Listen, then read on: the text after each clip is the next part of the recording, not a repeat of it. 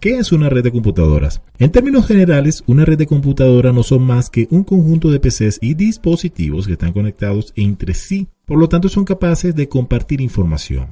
Entonces, si deseamos profundizar un poco en esta definición, podríamos afirmar que este se compone de computadoras y de sus distintos tipos de dispositivos. Por lo tanto, es posible encontrar periféricos clásicos, como es el caso de impresoras, así como discos de almacenamiento y actualmente televisores, proyectores multimedia, consolas de juegos y otros que estén conectados a la red. De esta forma, nos damos cuenta de que una red es capaz de conectar una gran cantidad de dispositivos distintos. También debemos saber que una red integra otros elementos que son necesarios para su correcto funcionamiento, como es el caso de concentradores, así como medios de transporte que se encargan de distribuir y llevar los datos a su destino. Vamos a analizar en detalle lo que pudiera ser un hardware para crear una red, pero la definición de una red de computadoras hace referencia no solo a las máquinas y los medios de difusión y transmisión de la información, sino que también es preciso integrar algunas técnicas y las aplicaciones informáticas empleadas para realizar las conexiones. Es importante tener en cuenta que una red está compuesta por tres tipos de componentes. En principio tenemos un hardware de red, luego el software de red y el software de aplicación. En este caso, el hardware de red incluye todos los dispositivos y medios físicos necesarios para que una red de computadoras funcione de manera óptima. Por ejemplo, pudiéramos nombrar el router, un cable o una interfaz de red. Posteriormente tenemos el software de red, que son los protocolos encargados de definir la forma en que los dispositivos de red pueden realizar las conexiones lógicas entre sí y así enviar y recibir la información. Por último, tenemos un software de aplicación, el cual abarca programas que permiten utilizar la capacidad de la red para compartir información diversa con los dispositivos conectados a ellas. Luego de esta explicación surge una gran interrogante y es ¿para qué sirve una red? Pues la principal función de una red de computadoras es permitir que los distintos dispositivos conectados a ella se comuniquen entre sí, es decir, compartir información. Pero no solo se trata de compartir la información, sino también de que es posible poner a disposición diversos recursos de hardware como impresoras y software, por ejemplo, aplicaciones compartidas. En el caso de Linux tenemos a Samba y muchas otras aplicaciones, las cuales son sumamente importantes, y utilizando términos simples vamos a poder afirmar que una red de computadoras nos va a permitir acceder a información y utilizar dispositivos que no están conectados a nuestro equipo, y del mismo modo van a compartir recursos con otros miembros de la red. Debemos entender que las aplicaciones en una red de computadoras son muy amplias y por esta razón las vamos a ir desarrollando a profundidad a lo largo de cada uno de los capítulos de este curso. Evidentemente, trabajar en red tiene algunas ventajas cuando, por ejemplo, pensamos en una empresa, ya sea en una enorme compañía o en un pequeño emprendimiento con pocos empleados. Es fácil generar un listado de las ventajas que proporciona la implementación de una red de computadoras. Pero cuando nos encontramos en un escenario más modesto, digamos, frente a usuarios domésticos que solo poseen algunas PCs o dispositivos, las ventajas de utilizar una red tal vez parezcan un poco más escasas. Sin embargo, sabemos que una red nos va a permitir conectar computadoras y dispositivos entre sí. Pero aquí surge una interrogante y es ¿qué podemos compartir? Y en realidad las posibilidades de cooperación que ofrece la implementación de una red pueden dividirse en tres grupos.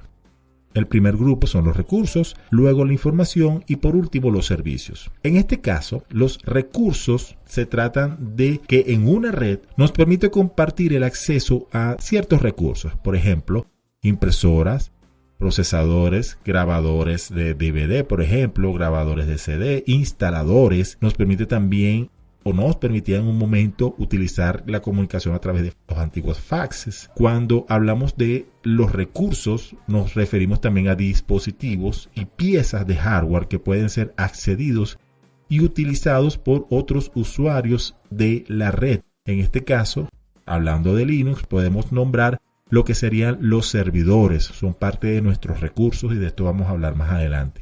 Posteriormente a esto tenemos la posibilidad de compartir información. Es una de las ventajas más difundidas de una red de computadoras y más que todo en Linux, que es un sistema operativo hecho para compartir información en la red.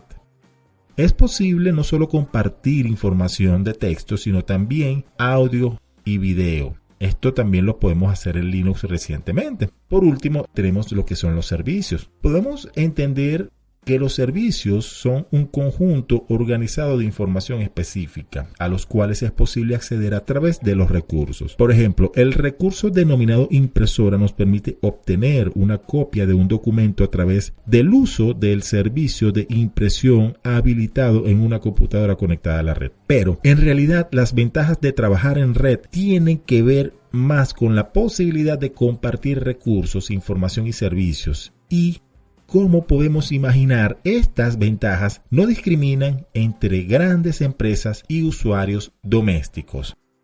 En cuanto a la red, tenemos que nombrar también que existen algunas arquitecturas que pueden describirse haciendo referencia a algunos protocolos y estándares que comúnmente son utilizados para que las redes funcionen. En este caso puedo decir que para saber la forma en que los dispositivos conectados a una red interactúan y las reglas que siguen para compartir la información, es necesario conocer su arquitectura. Debemos tener en cuenta que a través del tiempo han sido definidas varias arquitecturas de red. Entre ellas podemos mencionar las más utilizadas, como lo es ARSNet, Token Ring y Ethernet, que son las que vamos a conversar en este momento.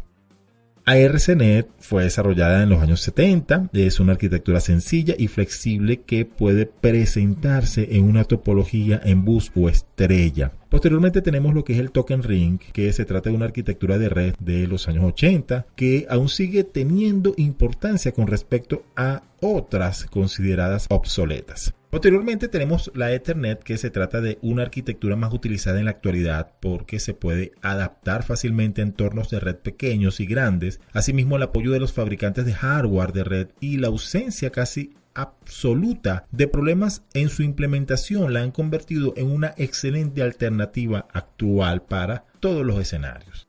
A continuación, tenemos un diagrama que podemos apreciar una topología de Ethernet y es cómo se utiliza. Estoy tocando el tema de la topología, motivo a que es importante que sepamos todos y cada uno de estos detalles a la hora de nosotros comenzar a diseñar nuestra red y más que todo el Linux. Asimismo, tenemos varios protocolos de red. Un protocolo de red es el conjunto de normas que regulan el proceso de comunicación en una red. Cuando hablamos del proceso de comunicación nos referimos no solo al mantenimiento, sino también al inicio y cancelación de la comunicación. Algunos que voy a mencionar en este momento son, por ejemplo, el IPX-SPX, que es un protocolo para regular las comunicaciones de clientes y servidores Novell. Asimismo tenemos también el AppleTalk, que se trata de un protocolo de comunicación que se incluye en los sistemas de equipos Mac. Por otra parte tenemos NetBIOS, que aunque fue utilizado por Microsoft, debemos tener en cuenta que su desarrollo se realizó para conectar computadoras IBM. Este puede utilizarse con arquitecturas Ethernet y Token Ring. El NetBEUI, que se trata de una versión mejorada del NetBIOS que sí entrega el formato requerido en una transmisión de información, aunque supera los límites de su antecesor y por esta razón se presenta como una de las mejores elecciones para redes LAN. En el caso de Linux, este dispone de protocolos de red para sistemas Unix, que es el TCP/IP y UUCP, en el cual TCP/IP, si no lo sabes, es el acrónimo de Transmission Control Protocol, Internet Protocol, y es un conjunto de protocolos de red que permite a sistemas de todo el mundo comunicarse a una única red conocida como la Internet. Ese es el protocolo principal que trabajamos en Linux. Por otra parte, tenemos el modelo OSI, que fue desarrollado durante los años 80 por la ISO, la Organización Internacional de Estándares. En esencia se trata de un marco de referencia para que la definición de arquitecturas de comunicación sea independiente de la empresa encargada de crear los dispositivos de hardware. De esta forma, podemos estar seguros de que los sistemas de comunicación serán compatibles entre sí. El modelo OSI divide el funcionamiento de una red en 7 capas bien definidas que tenemos a continuación. En cada una de ellas se preparan los datos para viajar y ser entregados a su destino de manera satisfactoria. También debemos tener en cuenta que en la actualidad existen protocolos de comunicación mucho más flexibles y que por lo tanto nos entregan capas de comunicación que no están desmarcadas en una forma precisa. Vamos a explicar rápidamente aquí lo que es el modelo OSI. Tiene, como puedes darte cuenta, varias capas. En líneas generales, digamos que se trata de capas que definen la forma en que trabajan las aplicaciones que hacen uso de las funciones de la red. Ahora, entramos en el modelo TCP/IP. Como te dije anteriormente, este modelo es el utilizado por Linux y Unix. Y en el modelo de las capas TCP/IP, tenemos un paralelo al OSI. Este se trata de dos modelos muy similares, los cuales podemos darnos cuenta de que las capas que los componen se entremezclan. En este caso, las capas del modelo TCP/IP, porque las capas jerarquizadas del modelo TCP/IP solo son 4, a diferencia de las 7 que componen el modelo OSI, pero debemos tener en cuenta que cada una de estas capas se corresponde con las capas del modelo OSI. De esta forma podemos identificar sus correspondencias de una manera más sencilla. En este caso tenemos la capa número 1, que es la capa de enlace, la cual combina la capa física y la capa de enlace de datos correspondientes al modelo OSI. Esta capa enruta los datos entre dispositivos y maneja el intercambio de los datos. Luego tenemos una capa número 2, que es la capa de la red, que se asimila a la capa número 3 del modelo OSI y se encarga de determinar la dirección del dispositivo al cual debe dirigirse la información. Luego tenemos una capa 3, denominada capa de transporte, que se corresponde con la forma directa con la capa de transporte del modelo OSI. Aquí vamos a encontrar también el protocolo TCP encargado de averiguar si un dispositivo de la red está esperando la información que se transmite. Por último tenemos la capa 4, que es la capa de aplicación. En el modelo OSI, si te recuerdas, hace unos instantes conversamos de él, dijimos que la capa de aplicación está en el nivel 7. En este caso, la capa 4 del modelo TCP/IP ya tiene esta capa de aplicación. Y esta capa combina las capas de sesión, presentación y aplicación del modelo OSI. En este nivel vamos a encontrar protocolos específicos relacionados con el correo electrónico o la transferencia de archivos, entre otros servicios. En resumen, ya hemos realizado un recorrido a través de los conceptos fundamentales que vamos a necesitar conocer para entender el funcionamiento de las redes de computadora.